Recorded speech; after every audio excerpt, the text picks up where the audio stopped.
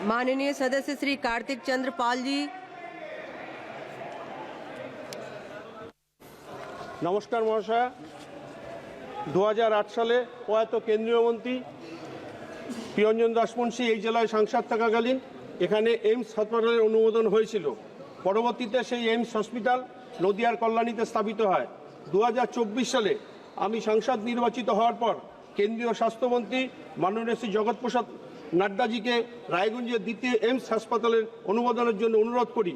তার উত্তরস্বরূপ কেন্দ্রীয় স্বাস্থ্যমন্ত্রী আমাকে জানান যে পশ্চিমবঙ্গ সরকার থেকে দ্বিতীয় কোনো এইমস তৈরির প্রস্তাব আসেনি।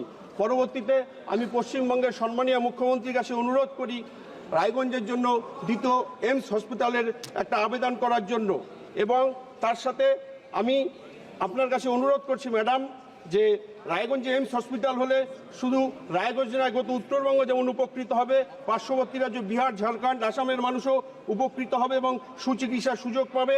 এখানে এর সাথে কর্মসংস্থান এবং এলাকার অর্থনৈতিক উন্নয়ন হবে।